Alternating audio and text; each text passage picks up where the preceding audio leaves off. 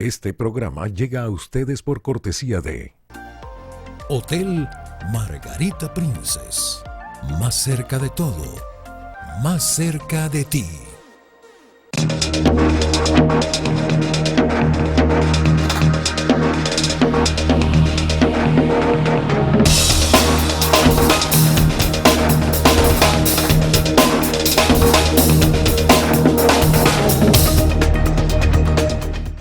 Muy buenos días, mis amigos. Bienvenidos a su programa Frente a Frente, la referencia informativa y de opinión de cada mañana a través de la pantalla de Mira TV, Canal 9 de Inter. Hoy es lunes 25 de marzo del año 2024, formal inicio de la Semana Santa. Ayer fue el Domingo de Ramos. Vamos a recordar, como cada día, nuestras redes sociales. Mi cuenta de X, antiguo Twitter, es @JairCuba. La del programa es @Frente a Frente 9. También tengo disponible el número de nuestra mensajería de texto.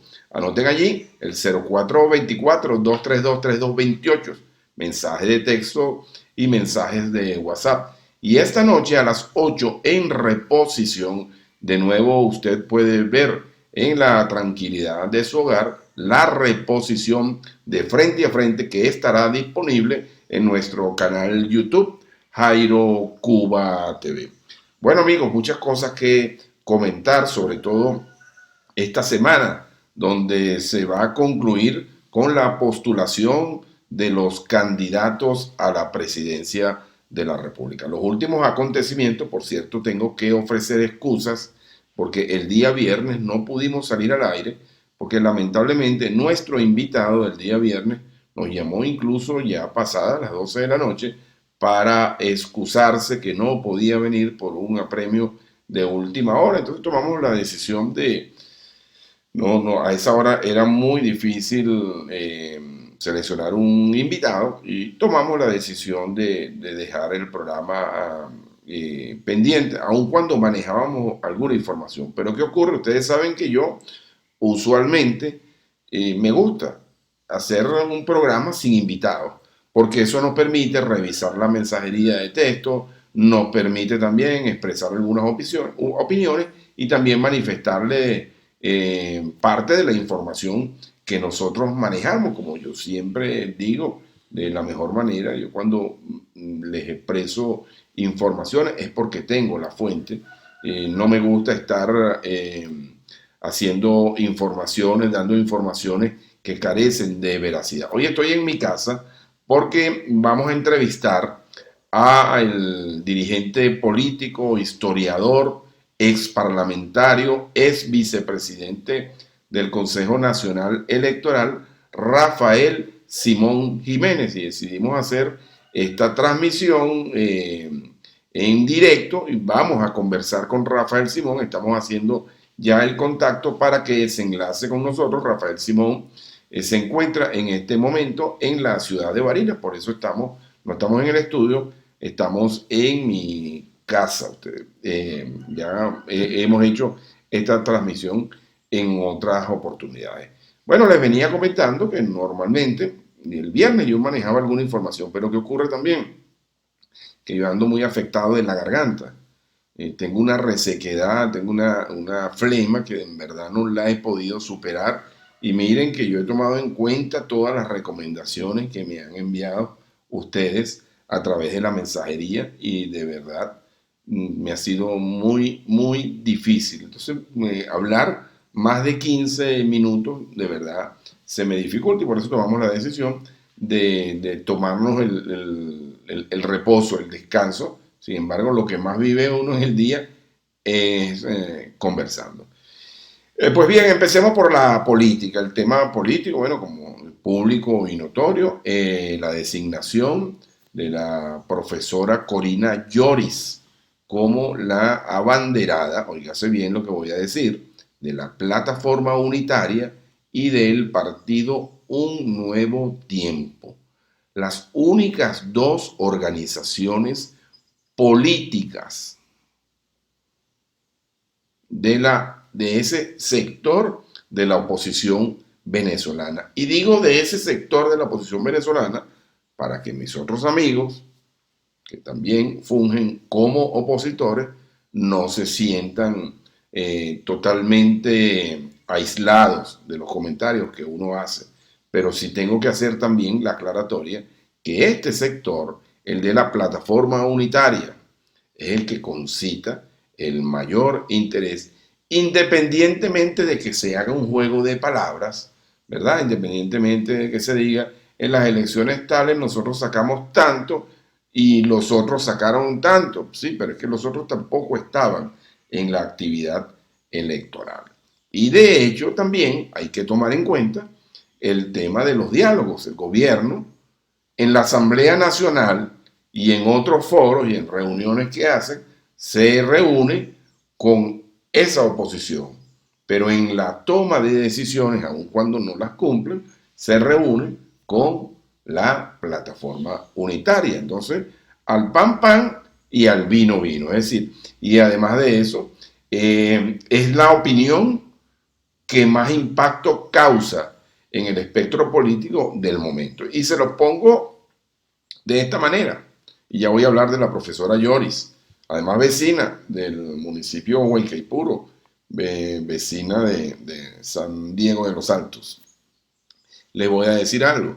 Esta semana, el pasado sábado, se inscribió en el CNE José Brito, apoyado por Unidad Venezuela, de un partido independiente, apoyado por otra organización que no preciso en este momento, y por su propio partido, Primero Venezuela. Se inscribió también Daniel Ceballos por su propia organización política llamada Arepa Digital, y también por Voluntad Popular, pero la Voluntad Popular a quien el TSJ le entregó las siglas. No es el Voluntad Popular de Freddy Superlano, de Leopoldo López, eso para que quede claro. Sin embargo, pese a eso, a esas manifestaciones, lo que la gente estaba esperando era la decisión del candidato o la candidata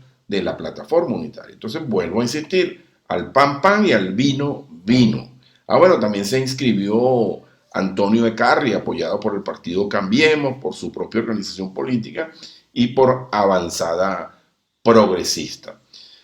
Pues bien, finalmente, el pasado viernes, en horas de la tarde, María Corina Machado presentó formalmente a la candidata designada para que la reemplace. Bueno, un paso necesario que la candidata de la unidad tenía que dar frente a el hecho de que no iba a poder inscribirse. Y también me parece que es un importante gesto de desprendimiento de la plataforma unitaria conformada por varias organizaciones políticas y del propio partido Un Nuevo Tiempo. Porque durante todo este tiempo, valga la redundancia, se dijo, y de cualquier manera, y yo creo que a veces la crítica se extralimita con el tema de Manuel Rosales, y Manuel Rosales finalmente se sentó con María Corina Machado. Lo había dicho una semana antes que estaba al servicio de la unidad, y creo que María Corina Machado se ha llevado una impresión importante del apoyo que le están brindando los factores políticos. Y aquí, hay que decirlo, ha habido un desprendimiento. Bueno, se selecciona a la profesora Corina Yoris, vecina, como dije, del municipio de Huaycaipuro, de San Diego o San José de los Altos, no preciso, pero es por allí donde ella vive, una académica, una catedrática, una mujer de una conducta intachable, una mujer de edad, cierto, pero una mujer de conducta intachable, y ha sido apoyada de manera clara, unánime, por los partidos políticos. A lo mejor no todos estuvieron de acuerdo, pero el momento, como dicen los factores que están vinculados a esa parcialidad política, el momento demanda unidad. Y en un proceso de transición, que es lo que aspira la oposición venezolana, la figura de la profesora Corina Lloris es una figura muy importante. Ahora bien, ha comenzado la situación a ponerse tensa porque, y creo que este tipo de acción al gobierno nacional no le hace bien. Pero el gobierno ha seguido insistiendo, lo que llamamos en política ese retroceso hacia adelante.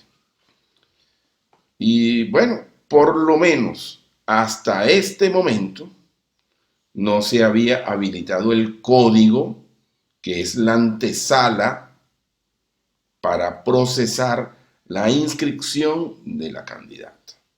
Lo cual nos parece, queridos amigos, que es un juego peligroso en el sentido de que detrás de esta postulación, detrás de este sentimiento que tiene un sector opositor de cambio, hay una gran voluntad de la gente a salir a votar.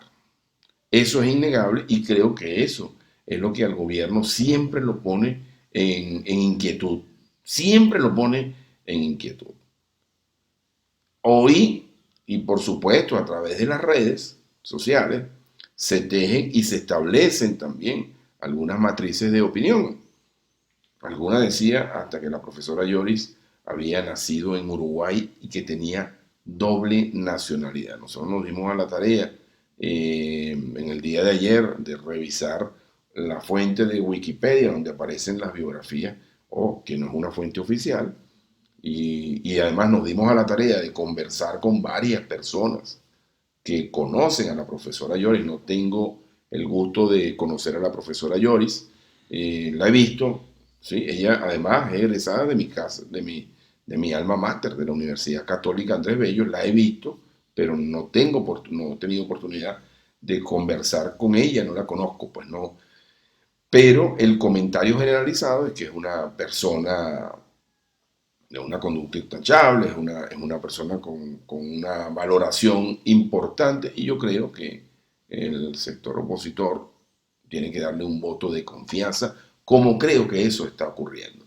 Ahora bien, detrás de todo esto está la situación tensa con el Consejo Nacional Electoral. Ahora, si no se permite inscribir a la profesora Lloris, entonces estamos en presencia, mis amigos, del efecto Barinas. Y creo que esto es una acción lapidaria en contra del gobierno nacional. Es una acción lapidaria porque entonces se repetiría exactamente con pelos y señales lo que ocurrió en el estado de Barinas. Porque indudablemente, mis amigos, si no se inscribe la profesora Lloris, va a haber otra candidata u otro candidato. Si no se inscribe ese otro candidato, va a haber otro candidato. Hasta que finalmente se proceda a su inscripción. Ahora, he allí el detalle.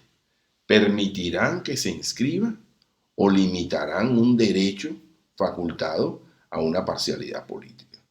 Es parte de esta situación, mis amigos, que puede convertirse en algo muy tenso y que de verdad, más allá de todas los excesos que se están cometiendo, creo que este tipo de situación además afecta gravísimamente la imagen del gobierno.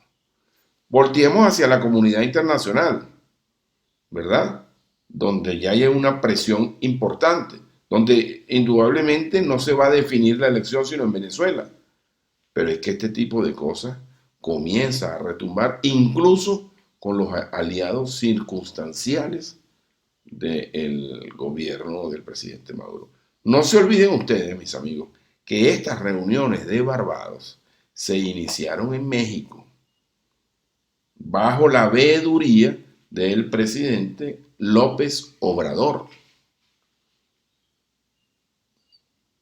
Y se llegaron a algunos acuerdos que en su gran mayoría no han sido respetados como en efecto se suscribieron. Pero hasta dónde los demás países, y sobre todo, observen algo. En México hay elecciones. En México hay elecciones próximamente.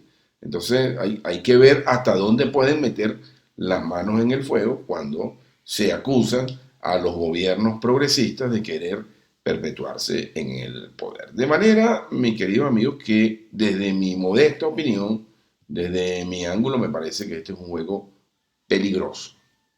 Me parece que se puede romper el molde aquí. No estoy diciendo que va a venir la comunidad internacional a resolver nuestro problema, porque indudablemente que la comunidad internacional en algunos casos no han valido sus buenas ideas y en la mayoría de los casos han dejado solos al país y más bien han generado mayores inconvenientes en una situación de crispación política muy, pero muy severa. Y cierro con esto. Finalmente creo, finalmente creo que este caso de la política venezolana es un caso inédito, inédito. Y no se destaca por la brillantez y por los hechos tradicionales dentro de la política.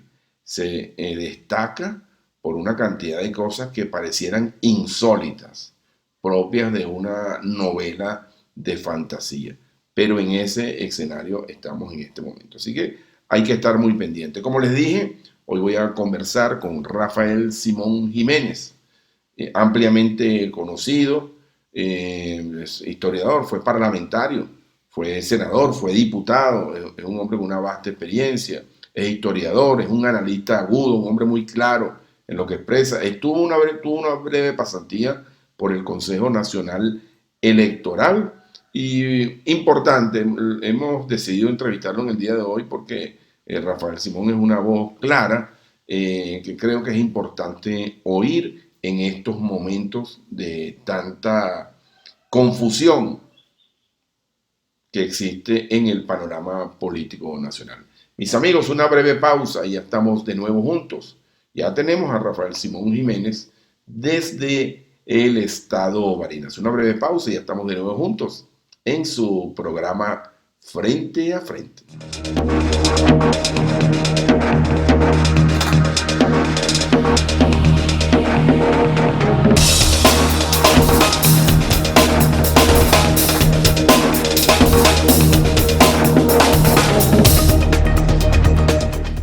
Amigos, ya estamos de vuelta en su programa Frente a Frente, la referencia informativa y de opinión de cada mañana a través de la pantalla de Mira TV, Canal 9 de Inter. Por supuesto, vamos a salir hoy también en vivo a través de nuestro canal YouTube, Jairo Cuba TV. Ya tenemos en contacto a Rafael Simón Jiménez. Muchas cosas que decir de Rafael Simón Jiménez. Ha sido parlamentario, un parlamentario muy destacado. Fue vicepresidente, una breve pasantía por el Consejo Nacional Electoral. Es un historiador, analista político y bueno, amigo de la casa también. Muy buenos días, Rafael Simón, ¿cómo estás? Buenos días, Jairo. Un placer muy grande estar aquí contigo en tu programa. Bueno, vamos a comenzar de una vez a freír el bistec porque la situación está bastante compleja en estos momentos. Lo primero que quisiera conocer, Rafael Simón, es tus impresiones con relación a la decisión que no solamente tomó María Corina Machado, sino también la plataforma unitaria y el partido Un Nuevo Tiempo, con Bueno, relación a la candidata, ¿no? al margen de la valoración de la candidata, hay un hecho que es incontrovertible desde el punto de vista de la ruta electoral y democrática, que es que necesitamos la unidad más amplia posible, no solamente para poder ganar las elecciones, que quizás sea la tarea más fácil, sino para obligar, porque yo creo que ese va a ser el término, tal y como se van dando las cosas, obligar al gobierno a reconocer su derrota y buscar una transición que permita la gobernabilidad en un país que va a estar destrozado, saqueado, que está en las condiciones en que vivimos cotidianamente los venezolanos. Entonces, el valor de la unidad es fundamental y está por encima incluso de que uno esté de acuerdo o no esté de acuerdo con el nombre escogido por María Corina Machado. Yo soy un demócrata, mira, a carta cabal y tengo una percepción muy grande de por qué los latinoamericanos y los venezolanos en particular hemos vivido estas tragedias colectivas. Lo vivió el Cono Sur en los años 70 y 80, luego Centroamérica, y nosotros que de alguna manera habíamos sido una isla durante los 40 años de democracia, pues terminamos también en esto.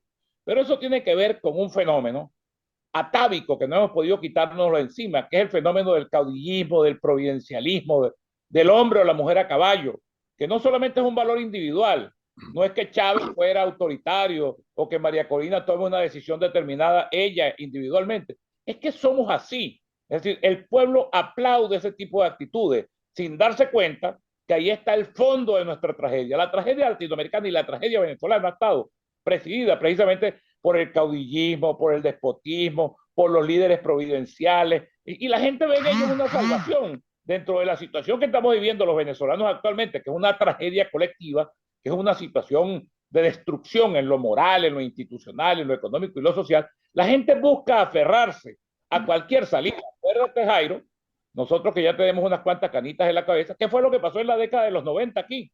Cuando la vieja democracia se venía abajo y la gente encontró a Chávez El Salvador y no hubo, mira, propaganda, no hubo advertencia, no hubo nada que impidiera que aquel hombre se convirtiera, digamos, en una referencia colectiva. Y aquí estamos.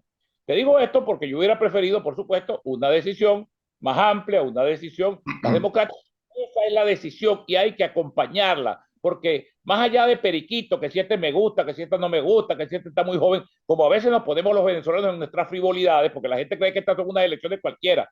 Ay, no, ese está muy viejo. Ay, no, ese está muy joven. Ah, no, no sé qué cosa, poniéndole periquito, como decimos los venezolanos a la cosa. Aquí hay que buscar un candidato que nos unifique a todos y que ese candidato se convierta, sea la señora Lloris o cualquier otro, porque ahora está de por medio todo este tema de la inscripción, de todas las maniobras que va a hacer el gobierno, porque además hay perdona Jairo que enfoque el tema en una complejidad. Sigue porque adelante, sigue. Lo que está viendo en Venezuela es una cosa que puede terminar siendo trágica, incluso si no la detenemos a tiempo, que es que el chavismo, vuelto, constatado una minoría insignificante, pretende quedarse a la fuerza en el poder.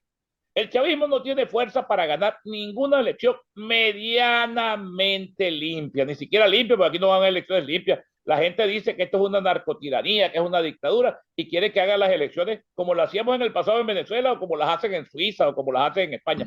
No, aquí hay que bregar las elecciones como las hemos bregado, como ganamos el 2015, como ganamos cuando el referéndum consultivo de la reforma constitucional, como ganamos ciento y tantas gobernaciones, ciento y tantas alcaldías, como no ganamos, por cierto, 17 o 18 gobernaciones, ¿por qué nos dividimos? Entonces, aquí hay que ir, digamos, al valor de la unidad, y nosotros en principio, a pesar de que creíamos, por ejemplo, en mi tesis, y yo creo que cualquier persona sensata así lo vería, que el hombre más indicado para la transición en Venezuela era Eduardo Fernández, por sus méritos, y no solamente sus méritos, sino porque era el hombre exactamente indicado. Si tú tuvieras que irte al juego de póker o cualquier juego de cartas, Eduardo era la baraja comodín, le servía a todo el mundo.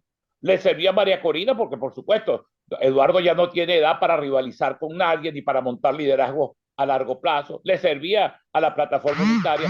Es más, si uno quisiera caer en una exageración pedagógica, le servía hasta el gobierno a la hora de una transición, porque Eduardo ha sido siempre un hombre centrado, porque ha sido siempre un hombre conciliador, porque ha sido siempre un hombre con un mensaje que tiene que ser el mensaje que tenemos que proclamar los venezolanos. Yo particularmente creo que el 2024, más allá de que tengamos unas elecciones y de que haya un cambio presidencial, tenemos que cerrar un ciclo. El 2024 tiene que ser el cierre del ciclo de la confrontación, del desgarramiento y restituir la democracia en sus valores fundamentales, en el pluralismo, en el respeto por el adversario, en el respeto por el espacio político que le corresponde al adversario. Es decir, tenemos que cerrar un ciclo y no había una persona en Venezuela, no la había, mejor que Eduardo Fernández para eso. Bueno, pero la decisión por ahora, valga la frase, es otra, y bueno, la acompañamos, porque te repito, lo más importante es cómo salimos nosotros de esta tragedia colectiva que estamos viviendo los venezolanos. Ahora bien, Rafael Simón, fíjate una cosa, tú que tienes tanta experiencia, que participaste activamente en el proceso de Varina, estamos en presencia de una repetición, tu agudeza te permite visualizar eso. No te estoy poniendo a que adivines, ¿no? Pero porque se le ha puesto muchas trabas, ya se está a través de las redes, se está filtrando una cantidad de informaciones que impediría, y cuando me hablas de Eduardo Fernández, me estás hablando en tiempo pasado también. Sí. Fíjate tú, yo creo que el gobierno tiene una una versión estática de la realidad, que fue lo mismo que lo hizo equivocado Barinas. El caso Barinas nunca ha sido bien analizado. ¿Por qué? Porque lo que le falló al gobierno no fue la estrategia de que sustituyera un candidato por otro. Lo que le sustituyó, lo que le faltó al gobierno o en lo que falló su análisis, es que ellos creyeron que quitándole, arrebatando de las elecciones a Freddy Superlano, quien había ganado limpiamente, por cierto, por estrecho margen, y quien no estaba inhabilitado, y tan no estaba inhabilitado que lo permitieron competir y postularse, y lo inhabilitan posteriormente. ¿Por qué? ¿Qué es lo que piensa el gobierno? El gobierno lo que pensó es que, sobre todo Freddy, que era militante de Voluntad Popular, un partido que ha estado involucrado en hechos de calle, en hechos, digamos, radicales, iba a reaccionar llamando a la gente a la abstención, llamando a no participar más, diciendo, esto no vale la pena porque lo roban a uno y aquí no hay que votar, porque esa además era la conducta tradicional de Voluntad Popular. Después del 2015, acuérdate de las guarimbas, acuérdate del 2019, acuérdate del golpe de los cambures allá en el distribuidor de Altamira. Pero Freddy Superlano, con muy buen juicio, eso hay que reconocérselo, dijo lo que tenía que decir. No, señores, aquí vamos para las próximas elecciones. Aquí no hay calle, aquí no hay protesta, aquí lo que va a haber es voto. Y logró la unificación, primero en torno a su candidatura, y luego, bueno, vinieron todas estas sustituciones que terminaron en Sergio Garrido, el actual gobernador de Barinas. Pero lo más importante es que el sector opositor no cayó en la trampa de la abstención, sino que perseveró en la ruta electoral. Bueno, yo creo que esa, si tú quieres, es la lección más importante del caso Barinas que se proyecta a la actualidad. Aquí no podemos, por ninguna circunstancia, caer en la abstención, porque eso exactamente es lo que quiere el gobierno. Yo creo que ahora, el pueblo sobre todo, pero también en la dirigencia uno nota una madurez en ese tema. Quienes llamaron en la abstención, no se te olvide, Jairo, y esto no es remover el dedo en la llaga, no se te olvide que este gobierno está en el poder porque en el 2018 esa oposición, que ahora es concurrentista y que ahora está llamando a votar, llamó a abstenerse y celebró la abstención.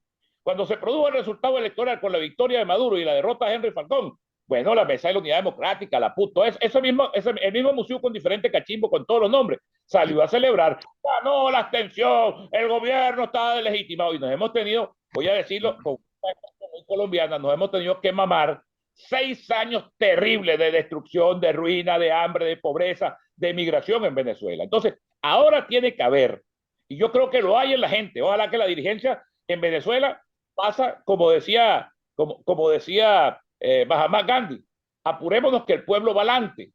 Es decir, siempre, yo creo que la gente tiene hoy en día más madurez incluso que el propio liderazgo político, y la gente está muy consciente de que aquí tenemos que votar como sea y por quien sea, y lo digo exagerando también, por supuesto que debemos tener el mejor candidato, pero nosotros tenemos que salir, te repito, de esta tragedia colectiva, y tenemos además que marcarle la ruta al chavismo para que se acostumbren, para que se habitúen, para que se preparen para una transición que tendrá que tener todas las garantías, todas las seguridades, porque el chavismo va a seguir existiendo como una fuerza política importante, y lo que hay que enseñarlos es una cosa muy importante. Lo que hay que enseñarlos es a convivir en democracia. Lo que hay que enseñarles es que la democracia es un ejercicio permanente de mayorías y minorías, de respeto, de alternabilidad. Esos valores no han estado presentes en el chavismo, porque no se te olvide, Jairo, y vuelvo con el tema histórico, que el chavismo tuvo una marcha muy corta. El chavismo tuvo 3 años, Chávez fue a la cárcel en el 95 y en el 98 está montado en el poder. Ellos no tuvieron tiempo de ejercitarse. Tú ves otro movimiento, por ejemplo, el PT de Lula, que era mucho más radical, que era marxista, leninista, pero el PT le costó 20 años llegar al poder, y en esos 20 años estuvieron en las instituciones, fueron diputados, fueron alcaldes y aprendieron a la convivencia. Yo creo que nosotros vamos a un poco tardío, pero nunca es tarde para aprender. Le vamos a tener que enseñar al chavismo lo que es la convivencia democrática y lo que es el juego democrático. Es un juego de mayorías y minorías y de alternabilidad. Bien, tengo que hacer una pausa. Vamos a hacer nuestra primera pausa, queridos amigos, aquí en su programa Frente a Frente, conversando en la mañana de hoy con el historiador, analista político, es parlamentario, es vicepresidente del CNE, Rafael Simón Jiménez. Una breve pausa y ya estamos de nuevo juntos en Frente a Frente.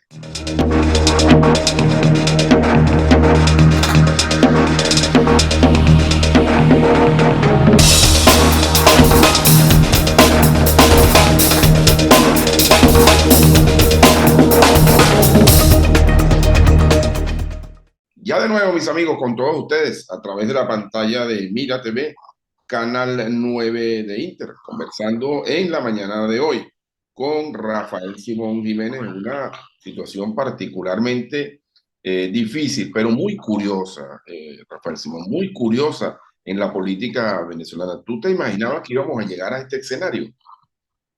No, jamás, chico. Aquí nadie que previó que íbamos a llegar en Venezuela a esto está mintiendo, porque la gente ahora en medio, mira, los que votaron por Chávez en 1998, que fue una mayoría importante, sacó casi el 60%. Ahora todo el mundo dice que no votó nunca por Chávez, ¿no? No, yo no voté tipo nunca, no, a mí ese militar no me... No, yo desde que le vi la cara el 4 de febrero me asusté, pero la verdadera es que ganó con el 60% de los votos, ¿no? Pero nadie podía prever, porque fíjate tú, esa es otra cosa importante en el análisis sustancial de las cosas. El chavismo llegó al poder, en primer lugar, porque la vieja democracia, que evidentemente había rendido grandes frutos al comienzo y había permitido un avance, un progreso, incluso una superación social importante, cayó en un proceso de decadencia. Y ya cuando llegamos a la década de los 90, bueno, en el país se había acumulado un gran resentimiento, un gran repudio hacia los políticos. Y esos políticos, esa clase política entonces, no supo ayornarse, no supo reformar, no supo darse cuenta que le estaba llegando su hora. Y bueno, sobre eso se fraguó el fenómeno Chávez. Pero Chávez hizo tres promesas fundamentales que le permitieron conectarse con el país. En primer lugar, que iba a acabar con la pobreza. Es decir, en ese momento Venezuela había todas las conquistas sociales de la democracia, económicas de la democracia, la clase media, que fue una de las grandes logros de la democracia de los 40 años, en los sectores populares que de alguna manera tuvieron beneficios, la generación de empleo, las oportunidades en la educación. Eso se había venido abajo, se había venido abajo.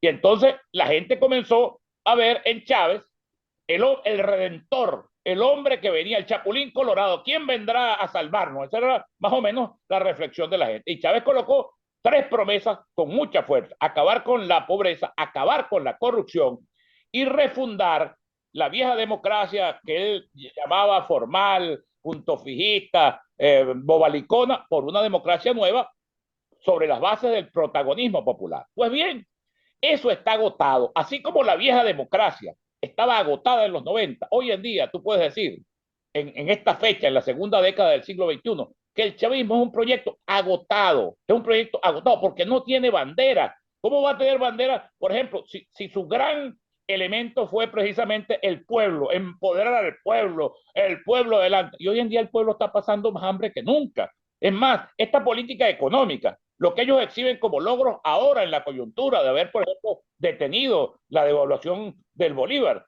y con ello ha reducido la inflación. Mira, eso es de la más estirpe neoliberal, porque eso profundiza no solamente la pobreza, sino la brecha social. Durante mucho tiempo, Chávez, en los tiempos de la bonanza petrolera, con el petróleo a $120, se ufanaba y mostraba a los cuatro vientos lo que se llama el coeficiente de Gini, que es la manera como está distribuida la riqueza en una sociedad y el grado de cohesión social. Bueno, hoy en día eso es un abismo, y el abismo lo ves tú clarito en las grandes ciudades venezolanas. Tú vas a las Mercedes, por decir alguna cosa, y ahí está la Venezuela rica, y los carros, y los restaurantes, y el boato, y vas entonces al 85% del país, gente muriendo de hambre, y sobre todo gente, familias desgarradas. Entonces, el chavismo es un proyecto agotado. Y yo, que no soy consejero de ellos, pero sí soy preocupado por la suerte de los venezolanos, les digo, prepárense. A lo mejor al chavismo le hace falta eso, una pasantía por la oposición para replantearse su proyecto, para repensarlo, incluso para depurarse, porque esa es otra cosa, que el chavismo ha terminado, o la élite chavista, en eso hay que ser muy cuidadoso, ha terminado siendo, bueno, la cosa más rapaz y ladrona que conozca la historia venezolana. Yo en estos días decía, mira, a mí me gustan los ejemplos lapidarios, pero si tú sumas lo que ellos dicen, no Rafael Simón Jiménez, lo que dice Tarek William Saab en sus concurrencias frecuentes, que se robó primero Rafael Ramírez, al que ellos defendieron con uñas y dientes, y ahora Tarek El Aissami, ahí hay más de 100.000 millones de dólares, compañeros. Hay que ver lo que pudieran ser 100.000 millones de dólares para resolver el problema eléctrico, el problema de los servicios públicos, para mejorar los salarios. Te repito, ellos mismos son en sus acusaciones y en sus vendetas particulares quienes han puesto sobre la mesa la idea de que eso es un gobierno absolutamente desacreditado, absolutamente corrompido, y que qué bien le haría una labor regeneradora en el pensamiento y en la ética una pasantía por la oposición. Ahora, Rafael Simón, fíjate, yo voy a rescatar la última palabra que acaba de decir, la acción regeneradora, ¿no? La oposición venezolana pasó por esa acción regeneradora y este es el momento de su relanzamiento, hablando de manera autocrítica. Mira, yo no estoy absolutamente convencido de eso. Es más, eso que llaman ahora dudas razonables. Pero creo que los propios errores, son 25 años de errores. Mira, nosotros no estuviéramos viviendo esta tragedia, no solamente sin el protagonismo del gobierno de Chávez y Maduro, sino sin los errores de la oposición. Aquí hubo demasiadas oportunidades de haber sustituido a este gobierno en el pasado. Y bueno, no fuimos para la atención, se fueron para las guarimbas, buscaron los golpes, practicaron todos los atajos y todos los veredas y caminos verdes, pero yo sí creo, por ejemplo, sobre el tema electoral, yo sí creo que hay una reflexión y que hay una voluntad de ir al escenario electoral. Fíjate tú, estas cosas casi no vale la pena ni siquiera recordarlas, porque ya estamos en una etapa distinta. Pero nosotros, ¿cuánto le advertimos de buenas maneras en reuniones con ellos? Porque ahí toda la gente que está en la plataforma democrática, en lo fundamental, es gente que uno aprecia. Yo fui miembro del comando de campaña de Manuel Rosales y soy amigo personal de Omar Barbosa, es una persona que yo, bueno, estimo altamente. ¿Cuánto le dijimos nosotros que no se metieran en el tema de ese mecanismo que ellos escogieron para seleccionar su candidato? ¿Y cuánto le dijimos que no metieran en ese tema a postulados que estuvieran inhabilitados? Porque evidentemente iba a pasar lo que pasó. Para eso no se necesitaba ser ningún genio, ningún prestidigitador Nostradamus para predecir el futuro. No, eso estaba clarito, que en la medida en que tú escogieras un candidato inhabilitado, iba a chocar. Si el gobierno no quiere desprenderse del poder de ninguna manera, mucho menos lo iba a poder ser si tú le dabas la oportunidad entonces de colocar un candidato que rebotara, por decirlo coloquialmente, a la hora de inscribirse. Todo eso se le dijo a esa clase política, a esos dirigentes. Bueno, hicieron lo que hicieron y yo no dudo de que el gobierno de todas maneras tiene la decisión de arrebatar, de golpear, de reprimir, de crear un clima de violencia. Pero por supuesto, si tú no se lo facilitas, si tú le descubres el juego y si tú buscas todas las maneras de evadir los propósitos de ellos, será mucho más fecundo y será mucho más efectivo la planificación de una estrategia exitosa, ¿no? Ahora, ¿tú sientes, Rafael Simón, que hubo un total desprendimiento en esta decisión? Porque obviamente a la opinión de María Corina Machado le antecedió un comentario de Omar Barbosa, que es el director ejecutivo de la plataforma unitaria. Hay un total desprendimiento, porque tenemos que hablar con claridad también. No, tú sabes que ese es el signo mío. Por eso es que yo no soy monedita de oro. Yo quizás soy exageradamente claro. Me dijo un dirigente, altísimo dirigente de un partido de la plataforma democrática que me conseguí por casualidad, pero que es un amigo mío de muchos años. Me dijo una cosa que me dejó sorprendido. Me lo dijo el martes, o sea, hace 4 días. Me dijo, Rafael Simón, la política no se puede hacer con miedo. Y lamentablemente, nosotros estamos puestos por María Corina contra la pared. O sea, porque ¿qué era lo que podía pasar? Por ejemplo, lo que se habló, pues te digo, vamos a poner las cartas sobre la mesa, de que el candidato pudiera ser Eduardo, incluso que pudiera ser Manuel Rosales. Ahora, ¿cuál es el temor de esa clase política? Bueno, que María Corina, porque María Corina es la mujer del momento, de que tiene la ascendencia popular y de que tiene represión, y negar eso como negar la luz del sol. Ahora, el temor de ellos es que cualquier maniobra de esa, o cualquier decisión, porque eso no es una maniobra, eso es una decisión, bueno, María Corina los acusara de estar en connivencia con el gobierno, el régimen, que era, como dicen, yo no sé de dónde sacan esa expresión, que queremos que Maduro nos nombre el candidato, porque ese es el chantaje, ¿no?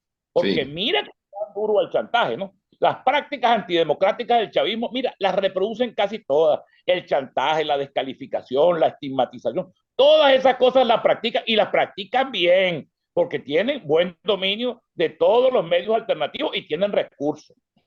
Mira, yo me quedé asombrado. Yo con María Corina no tengo sino amistad y gracia. Siempre la he defendido. Creo que es una mujer valiosa, que ha demostrado coraje, que ha demostrado, bueno, todo talento, todo lo que tú quieras. Yo no le escatimo un solo calificativo. Pero a mí me dejó, y creo que eso es una cátedra, incluso para ustedes los comunicadores, una cosa a estudiar. Bueno, ¿cómo María Corina pudo en esa campaña deslindarse de todos los que habían sido sus compañeros en todas las aventuras desde el 2000 hasta ahora? No solamente se deslindó y apareció como distinta, sino que los acusó, los mismos con los que se tomó la foto. No, pero bueno, eran acusados y los puso contra la pared. Ahora, eso es una habilidad muy grande. Te digo que son cosas que hay que estudiarlas comunicacionalmente. Yo me he propuesto, yo que le meto al marketing político, de todos estos temas, porque me interesa, bueno, mira, eso no es, hay fenómenos políticos que son dignos de estudio, Jairo. Sí. Gente, por ejemplo, yo me he quedado pasmado, perdón esta divarianza, me he Mm. quedado pasmado, por ejemplo, con López Obrador en México. López Obrador llegó un momento en que no tenía un solo voto, porque acuérdate la locura, se proclamó allá en el sótano, en el Sí, se Zócalo. quedó en el Zócalo un poco de Un tiempo. momento, no quería, nadie es nadie. Yo creo que no sacaba un solo voto él. Y mira el tipo, se recuperó, hizo un tremendo gobierno. Yo no tengo afinidades ideológicas con López Obrador, pero ha hecho tan buen gobierno ha hecho que imagínate tú, los tres partidos históricos, incluyendo el PRI, que impuso una dictadura con ropaje democrático durante 60 años, ahora tienen que unirse los tres y están perdiendo las encuestas ni siquiera con López, con la candidata de López. Imagínate tú, Con porque Claudia Sheinbaum.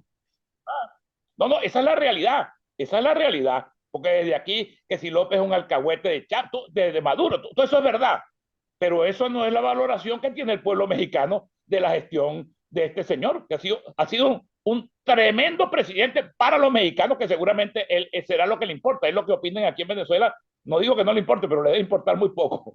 Bien, vamos a hacer de nuevo la pausa, Rafael Simón, y voy a quedarme con esa claridad, porque tú hablas claro, y eso es importante. Yo creo que estamos en un momento que tenemos que hablar claro y la gente tiene que entender dónde estamos pisando. Al regreso, yo quisiera comentar, eh, tú estás informado, indudablemente que tú estás informado, tú te mueves en el mundo político. ¿Y qué puede ocurrir si finalmente no se inscribe a la profesora Lloris? Si has oído de otras opciones. ¿Y qué podría pasar incluso si habría que resolver con un candidato que bien podría ser Eduardo Fernández, podría ser Rafael Simón Jiménez, que yo lo pongo también en el tablero, y podría ser Manuel Rosales, si habría el mismo desprendimiento también de quienes están manejando la decisión importante de seleccionar el candidato? Dame un chancecito y vamos a hacer la pausa. Amigos, conversando en la mañana de hoy con Rafael Simón Jiménez. Interesante entrevista. No se muevan, ya venimos.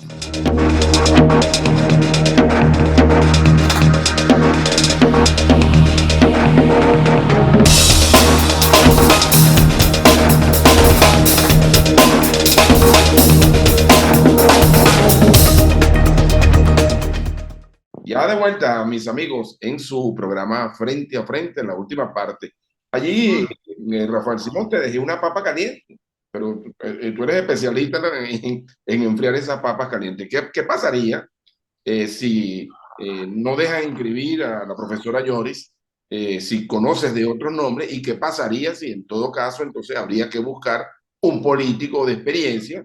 Que yo me permito incluso poner el nombre tuyo en la palestra también, o de cualquier otro dirigente con experiencia, Eduardo Fernández, Manuel Rosales, en fin. Yo ¿Ah? creía que tú me apreciabas, ¿oíste? Yo creía que tú me apreciabas. No, mira, yo creo que a juzgar por lo que ha dicho la plataforma unitaria y lo que ha dicho la propia María Corina de perseverar, de no salirnos, y yo comparto eso absolutamente, de la ruta democrática y de la ruta del voto, bueno, yo creo que el esquema de Barinas sería el que vendría, digamos, a tener que practicarse. Yo creo que hay que colocar a la señora Yori, que evidentemente tiene todo el respaldo de ese sector político, y luego, si rebota, como se dice coloquialmente, creo que hay que buscar otra fórmula. Y siempre se ha hablado de otros muchos nombres, por cierto. El de Manuel Rosales ha estado, porque Manuel Rosales, más allá de la valoración que tengan hoy en día, que si está aquí, está allá, Manuel Rosales es un tremendo líder. Manuel Rosales fue el hombre que resucitó a la oposición en el 2006, cuando nadie daba medio después de la abstención. Manuel Rosales es gobernador del estado más importante de Venezuela, ¿no? Más allá de la valoración, que si le gusta, que si no le gusta, que si ha hecho esto. Bueno, chicos, 600,000 zulianos dijeron que era un tremendo gobernador y cada vez que se ha lanzado allá ha obtenido una victoria. Eduardo Fernández es para mí, no solamente por el vínculo de amistad y de cariño y de afecto que me une con Eduardo, pero es que yo lo considero, mira, en 1998, cuando Eduardo fue candidato con opción de ganar frente a Carlos Andrés Pérez, a mí Eduardo, con el que yo tengo una vieja amistad, por supuesto, yo no voté por él, porque yo tenía en ese momento, como en toda democracia normal, tenía mis preferencias ideológicas. Yo era dirigente del MAS, yo voté por Teodoro Petó, que fue nuestro candidato en ese momento. Pero es que no estamos, que es el tema de la gente. La gente empieza, por eso te digo, con una cierta livianidad o frivolidad. este me gusta, este no me gusta, este está muy viejo, este está muy joven, este se peina para acá, esta baila así. No, señores, estamos en un momento además crucial para Venezuela. Aquí, por eso te digo que yo respaldo esa nominación. Ahora, no solamente por los méritos, no solamente por la trayectoria, no solamente por las condiciones personales que tiene y que las ha puesto de cara al país, no hay un mejor candidato que Eduardo Fernández, porque le sirve a todo el mundo. Y cuando digo todo el mundo lo explico, porque todo ahí es donde viene la conjetura. Ay, no, pero mira que el gobierno quiere escogernos al candidato, el candidato que le gusta al gobierno. No vale. Es que Eduardo, te repito, es un hombre que le sirve a María Corina, le queda como anillo al dedo, porque no va a rivalizar con él, con ella, no tiene posibilidad de montar un liderazgo alternativo. Va a ser exactamente, hasta por su edad, va a ser un presidente para la transición, para la recomposición del país. A la plataforma democrática también le sirve a cada uno de esos liderazgos, porque te repito, Eduardo, ni siquiera, nosotros tenemos un movimiento que hemos dicho que ni siquiera es un partido, que ahora nos lo proscribió, por cierto, nosotros fuimos las primeras víctimas del gobierno. Del gobierno digo yo, porque el CNE todo el mundo sabe que lo maneja el gobierno directamente. Más, los rectores no han podido darnos a nosotros una explicación de por qué Unión y Progreso fue borrada de la grilla, de la parrilla de los partidos, porque no la tienen. Ellos dicen, imagínate tú cómo será este país, que tú le preguntas a un rector de eso, incluso los de oposición, y esas son órdenes de arriba, como si arriba del Consejo, claro, todo el mundo sabe que hay una cosa, pero como si en democracia pudiera haber algo más arriba del Consejo, pero la explicación que te dan cuando no tienen explicación, porque en el caso nuestro nosotros hemos cumplido al pie de la letra con todos, no solamente los requisitos legales, sino la votación obtenida en los procesos anteriores, la explicación que te dan es esa. No, esas son órdenes de arriba. Pero Eduardo no tiene partido, es decir, no va a rivalizar con nadie, no va a montar una fuerza alternativa. Esos riesgos del cálculo político ese pequeño que siempre ha sido el que privilegia la clase política opositora, pensando, este me puede desplazar, este me puede quitar, este me puede rivalizar conmigo. Bueno, ni siquiera por eso pueden. Y en el caso del gobierno, te repito que tiene que prepararse. Ellos no están preparados ahora, pero tienen que prepararse, porque el gobierno tiene dos disyuntivas. O quedarse en el poder por las malas, cosa que yo en principio descarto, porque quedarse por las malas significa dar un golpe, un autogolpe, es decir, comprometer a las Fuerzas Armadas en una deriva antidemocrática. Yo creo que las Fuerzas Armadas no están, las Fuerzas venezolanas, Armadas venezolanas, no están ganadas para una cosa como esa, porque rompería su tradición democrática. Y por la buena, es muy difícil, es que ellos tienen que saberlo, chicos. No se necesita ser ningún explorador de la opinión pública para saber el nivel de descrédito y de agotamiento que tiene el gobierno. En el propio chavismo hay un deseo de cambio muy grande, porque esto no lo aguanta nadie, como decía en algún momento, esa fue una consigna política, esto no lo aguanta nadie, pero de verdad que ya no lo aguanta nadie. Entonces no hay un mejor candidato, lo que yo llamo un candidato comodín, que Eduardo Fernández, porque Eduardo Fernández sabe el chavismo, que en el poder no sería factor de retaliación, ni de venganza, ni de persecución, que buscaríamos lo que hemos dicho. Porque cuando uno dice estas cosas, Venezuela está tan intoxicada de radicalismo y de todos esos extremismos, que la gente dice, entonces no van a pagar por lo que se robaron, y no van a pagar por la lesa humanidad, y no van a pagar. No, hermano, nosotros lo que tenemos que buscar es que en Venezuela se restituya el Estado de Derecho, que haya un poder judicial independiente y que ese poder judicial independiente, con todas las garantías constitucionales, juzgue a que tenga que jugar y, bueno, emita la sentencia que tenga que emitir. Pero aquí los que se meten en la cabeza, pues mira, aquí hay gente que, además hasta con razón, porque la verdad es que la situación de Venezuela necesita mucho aplomo, mucha sindéresis para no volverse loco, te lo digo, de verdad. A veces hasta justifica algunos radicalismos, pero el que piense que aquí un cambio de gobierno va a implicar perseguir a los chavistas, cazarlos como conejos, buscarlos, perseguirlos, bueno, que se despierte ese sueño, porque además el chavismo va a quedar con un seguro de vida, por llamarlo de alguna manera, muy sólido, va a quedar con los otros 4 poderes del Estado. Eso no es cualquier tontería. Ahí es donde viene, por cierto, Jairo, ya termino, es la demagogia esa de algunos candidatos y candidatas, por decirlo con el lenguaje de género. No, yo no voy a coexistir, yo no voy a convivir con el chavismo. ¿Cómo no vas a convivir si tú vas a tener, si logramos, como lo vamos a lograr, ganar la presidencia de la República, vamos a tener que convivir por un tiempo grande con una Asamblea Nacional adversa, con unas gobernaciones en mayoría adversa, con un Poder Judicial adverso, con un Ministerio Público adverso, con un Poder Electoral adverso? Esa es la realidad del país. ¿Cómo nos sustraemos? Ahora, finalmente, ¿no? Porque me quedan escasos 3 minutos para terminar la entrevista. Rafael Simón, ¿tú ves un ambiente positivo para la oposición venezolana en el presente que estamos en este momento? Con la candidata, con la profesora Yori, ¿tú ves un ambiente de victoria? ¿Tú ves que la gente se ha motivado definitivamente a votar y no va a salir de esa lucha? Porque una cosa son los partidos y otra cosa es quienes votan, ¿no? Claro, es que yo veo más conciencia en quienes votan que en los propios partidos. Ahora, en serio, es que es una cosa, en Venezuela yo siempre digo, yo utilizo mucho el humor, como buen venezolano utilizo el recurso del humor, pero en Venezuela yo decía, tú sabes que los montoneros peronistas, que era el ala izquierda del peronismo, tenía una consigna que la voceaban mucho en la Argentina esa de los años 70, decían, con los dirigentes a la cabeza o con la cabeza de los dirigentes. Porque es que aquí el pueblo ha terminado desbordando a los dirigentes, tiene más sinderis, tiene más capacidad. ¿Y tú sabes por qué? No solamente por lucidez, porque tiene menos prejuicios, menos ambiciones, menos rivalidades, menos cosas pequeñas, que son en muchas oportunidades lo que le hace perder la perspectiva al liderazgo político, las luchas entre ellos, los protagonismos, el quítate tú para ponerme yo, el darse codazo. Bueno, chicos, aquí hay una cosa que no ha sido suficientemente comentada, Jairo, pero que yo la traigo a colación. El señor Henry Ramos, de quien yo me considero amigo y jefe de una fracción de Acción Democrática, ha dicho y ha repetido que en el 2018 la oposición se abstuvo porque los otros partidos no querían apoyarlo a él, los otros dirigentes, a él, que era en ese momento que estaba mejor en las encuestas.